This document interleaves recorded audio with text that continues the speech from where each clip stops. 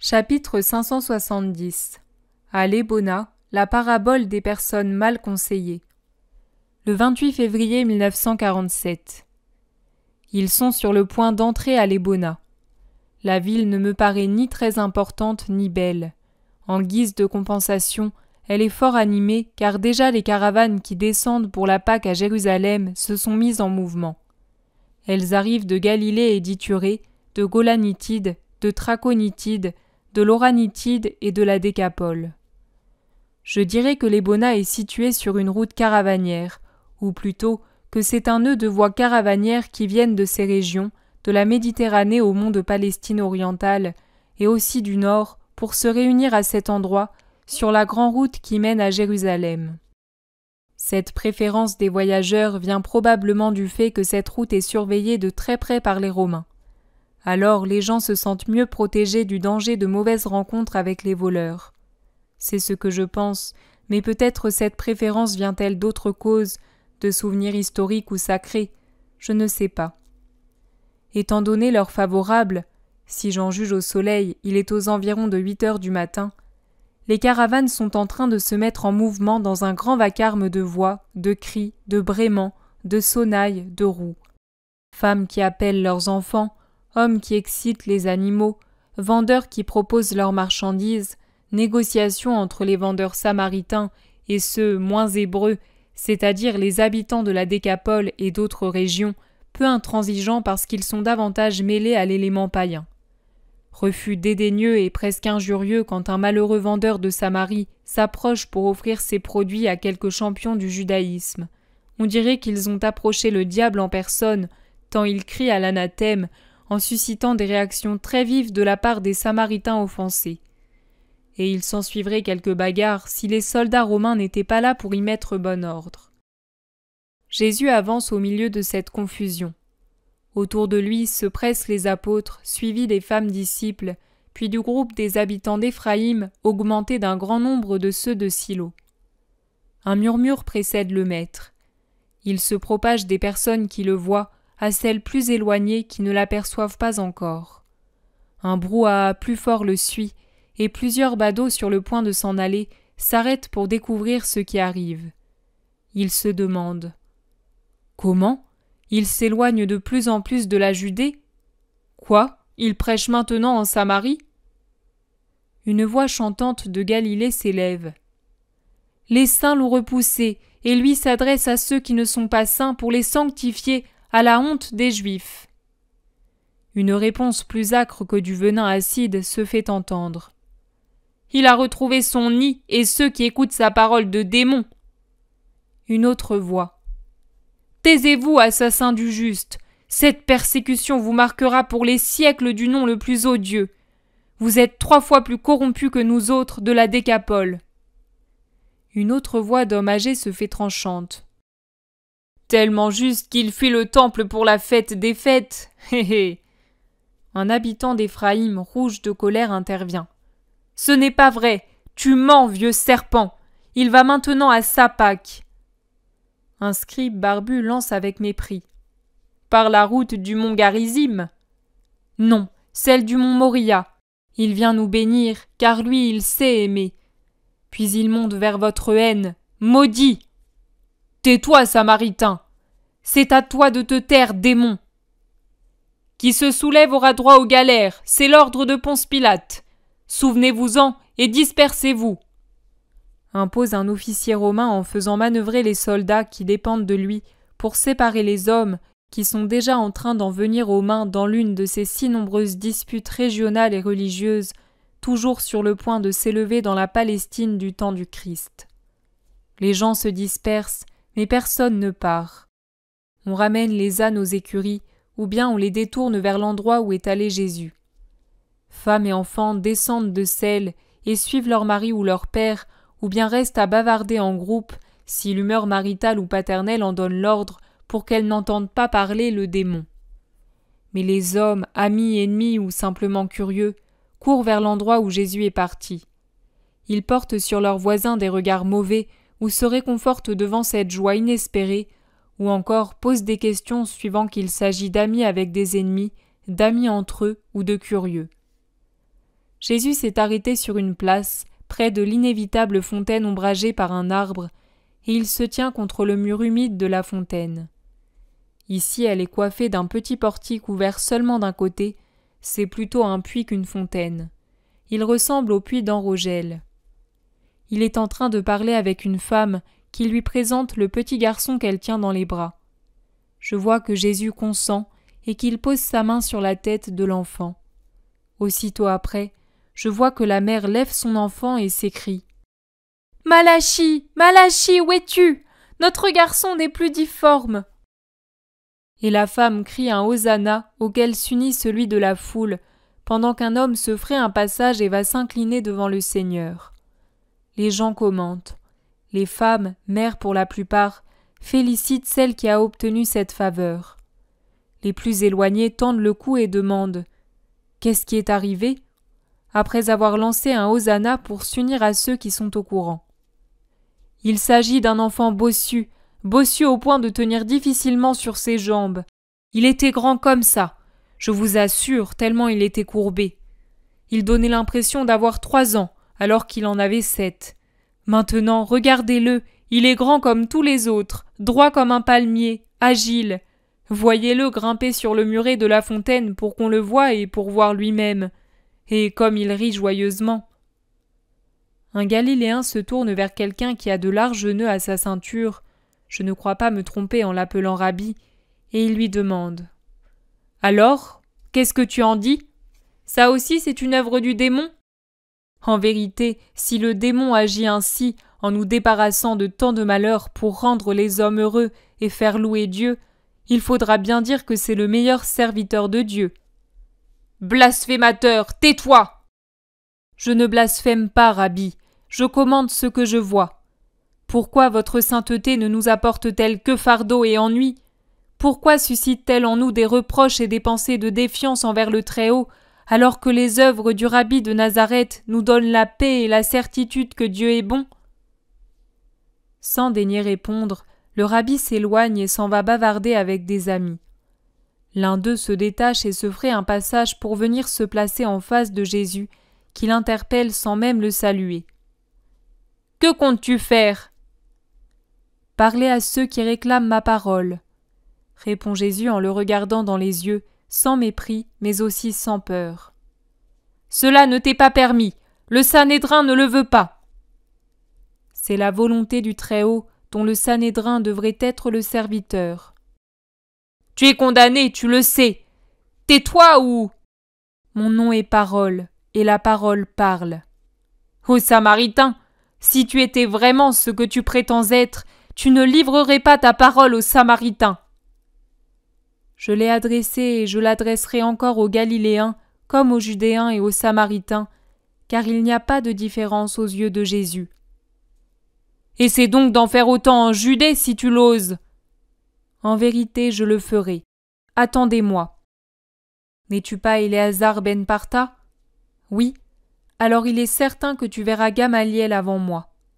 Dis-lui en mon nom qu'à lui aussi j'apporterai, après 21 ans, la réponse qu'il attend. As-tu compris? Rappelle-toi bien, à lui aussi j'apporterai après 21 ans la réponse qu'il attend. Adieu. Où veux-tu parler? Où veux-tu répondre au grand Gamaliel? Il a certainement quitté Gamla de Judée pour entrer à Jérusalem, mais s'il était encore à Gamla, tu ne pourrais pas lui parler. Où et où se rassemblent les scribes et les rabbis d'Israël? Au temple? Toi au temple? Tu oserais? Mais tu ignores que vous me haïssez? Je le sais bien. Il me suffit de n'être pas haï par mon Père. D'ici peu, le temple frémira à cause de ma parole. Et sans plus s'occuper de son interlocuteur, il ouvre les bras pour imposer silence à l'assistance qui s'agite en 2 courants opposés et manifeste contre les perturbateurs. Il se fait un silence subit, et Jésus dit « À Silo, j'ai parlé des mauvais conseillers et de ce qui peut réellement faire d'un conseil un bien ou un mal. À vous qui ne provenez plus seulement de l'Ébona, mais de différents lieux de Palestine, je propose maintenant cette parabole que nous appellerons la parabole des personnes mal conseillées. Écoutez. Il y avait une fois une famille très nombreuse au point d'être une tribu. Les nombreux enfants s'étaient mariés en formant autour de la première famille beaucoup d'autres familles qui eurent à leur tour une belle descendance. Ces derniers se marièrent et fondèrent encore d'autres foyers, de sorte que le vieux père s'était, pour ainsi dire, trouvé à la tête d'un petit royaume dont il était le roi. Comme il arrive toujours dans les familles, parmi les nombreux enfants et petits-enfants, on trouvait différents caractères, des bons et justes, des orgueilleux et des injustes, ceux qui étaient contents de leur sort et ceux qui étaient envieux, leur part leur semblant plus petite que celle d'un frère ou d'un parent. Le pire côtoyait le meilleur de tous. Il était naturel que ce dernier soit le plus tendrement aimé du patriarche de tout ce clan. Et comme c'est fréquent, le mauvais membre de la famille et ses semblables détestaient le bon parce qu'il était le plus aimé, sans penser qu'eux aussi auraient pu être aimés s'ils l'avaient imité. Le père confiait ses pensées à son bon fils pour qu'il les rapporte à tous. La grande famille s'était divisée en 3 parties, celle des vertueux qui suivaient le bon fils et celle des mauvais, et entre l'une et l'autre se trouvaient les indécis qui se sentaient attirés vers le bon fils mais craignaient le mauvais et ses partisans. Cette 3e partie louvoyait entre les 2 premières et ne savait pas se décider avec fermeté pour l'une ou l'autre. À la vue de cette indécision, le vieux père dit à son fils bien-aimé : « Jusqu'à présent, tu as dispensé ta parole à ceux qui l'apprécient comme aux autres, car les premiers te la réclament pour m'aimer toujours plus avec justice, et les autres sont des sots qu'il faut rappeler à la justice. Or tu vois que ces derniers ne l'accueillent pas, donc ne change pas. Qui plus est, à leur première injustice envers moi, qui leur porte mon désir, ils joignent celle de corrompre par de mauvais conseils les membres de leur parenté qui ne savent pas vouloir prendre résolument le meilleur chemin. Va donc les trouver, et parle-leur de ce que je suis, de ce que tu es, et de ce qu'ils doivent faire pour être avec moi et avec toi. » Le fils, toujours obéissant, fit la volonté de son père, et chaque jour il conquérait quelques cœurs. Ainsi, le père put voir clairement quels étaient ces vrais enfants rebelles, et il portait sur eux un regard sévère, sans cependant leur faire de reproches, parce qu'il était père et qu'il voulait les attirer à lui par la patience, l'amour et l'exemple des bons. Mais dès qu'ils se virent seuls, les mauvais se concertèrent. Il apparaît trop clairement que nous sommes les rebelles. Auparavant, aucune distinction n'était visible dans les rangs de ceux qui n'étaient ni bons ni mauvais. Maintenant, vous les voyez, ils suivent tous le Fils bien-aimé. Il nous faut agir. Détruisons son œuvre. Faisons mine de nous être ravisés. Allons trouver nos frères à peine convertis, ainsi que les plus simples des meilleurs, et répandons le bruit que le Fils bien-aimé feint de servir son Père, mais qu'en réalité, il se fait des partisans pour ensuite se révolter contre lui. Ou encore, arguons que notre Père a l'intention d'éliminer son Fils et ses disciples, parce qu'il triomphe trop et offusque sa gloire du Père roi, et qu'il nous faut donc défendre le Fils aimé et trahi, en le retenant parmi nous, loin de la maison paternelle où l'attend la trahison.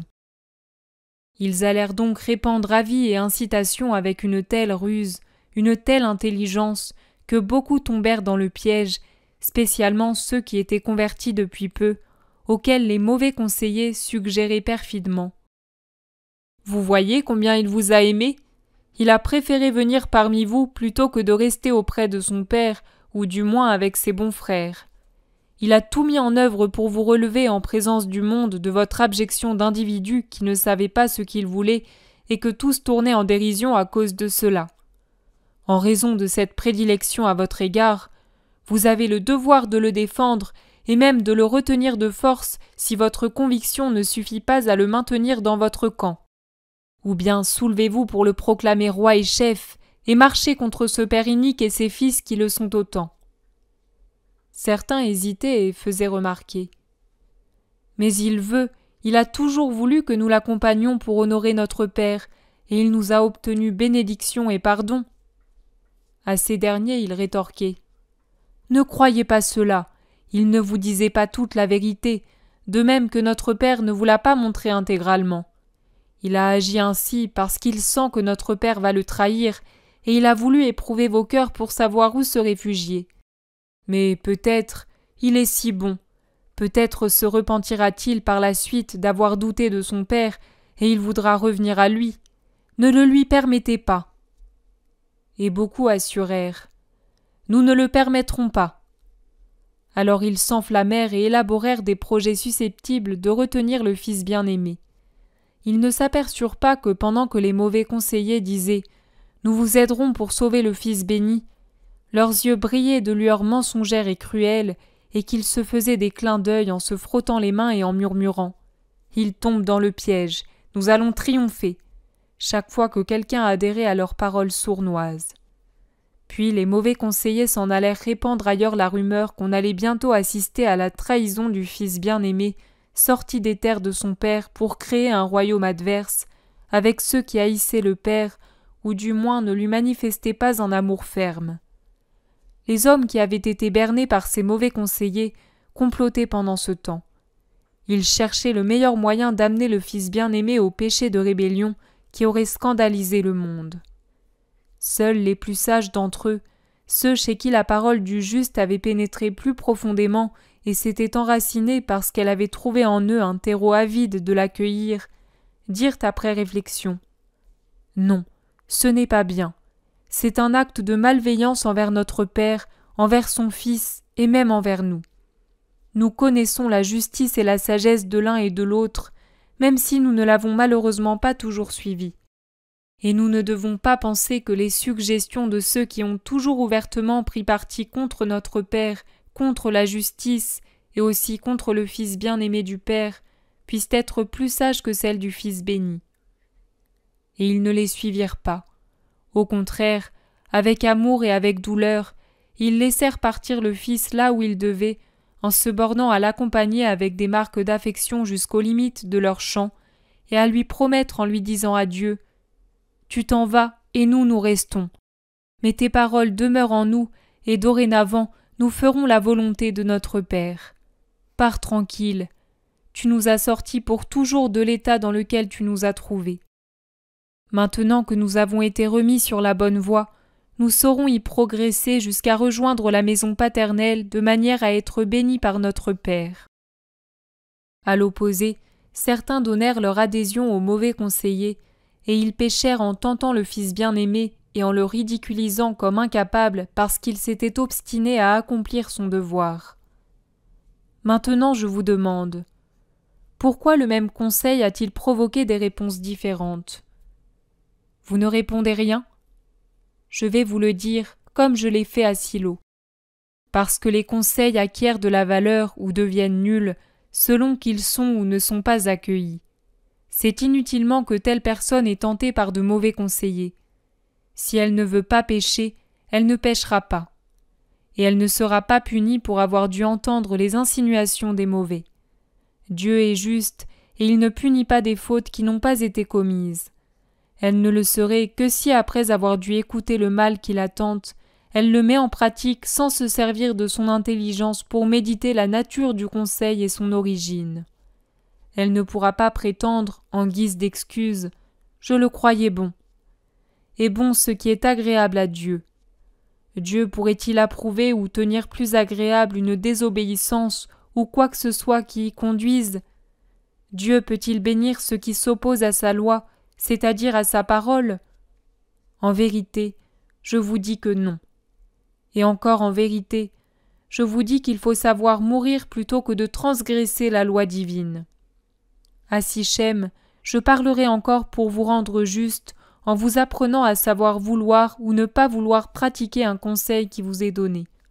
Allez. Les gens s'éloignent en commentant. Tu as entendu ? Lui, il sait ce qu'ils nous ont raconté, et il nous a rappelés à la justice de la volonté, dit un Samaritain. Oui, et tu as vu comment les Juifs et les scribes présents se sont troublés ? Oui, ils n'ont pas même attendu la fin pour s'en aller. Maudite vipère ! Pourtant, il annonce ce qu'il veut faire. Il a tort, il pourrait s'attirer des ennuis. Ceux des monts Ébal et Garizim se sont bien exaltés. Moi, je ne me suis jamais fait d'illusions. Le rabbi, c'est le rabbi, et c'est tout dire. Le rabbi peut-il pécher en ne montant pas au temple de Jérusalem? Il y trouvera la mort, tu vas voir, et ce sera fini. Pour qui? Pour lui, pour nous ou pour les Juifs? Pour lui s'il meurt. Homme, tu délires. Moi je suis d'Éphraïm, je le connais bien. J'ai vécu près de lui 2 lunes entières et même davantage. Il nous parlait sans cesse. Ce sera une souffrance, mais ce ne sera pas une fin, ni pour lui ni pour nous. Le Saint des Saints ne peut mourir. Ce ne sera pas sa fin. De même, cela ne peut se terminer ainsi pour nous. Moi, je suis un ignorant, mais je sens que le royaume viendra quand les Juifs le croiront fini. Mais ce sont eux qui seront finis. Tu penses que les disciples vengeront le Maître? Une révolte? Un massacre? Et les Romains? Oh, il n'est pas besoin de disciples, de vengeance humaine, de massacre. Ce sera le Très-Haut qui les vaincra. Il nous a bien punis, nous, pendant des siècles, et pour moins que cela. Voudrais-tu qu'ils ne les punissent pas, eux, pour leur péché de tourmenter son Christ? Les voir vaincus. Ah! Ton cœur n'est pas comme le Maître le voudrait. Lui, il prie pour ses ennemis. Moi, je partirai à sa suite demain. Je veux entendre ce qu'il va dire à Sichem. Moi également. Et moi aussi. Beaucoup d'habitants de l'Ébona ont la même idée, et fraternisant avec ceux d'Éphraïm et de Silo, ils vont se préparer pour le départ du lendemain.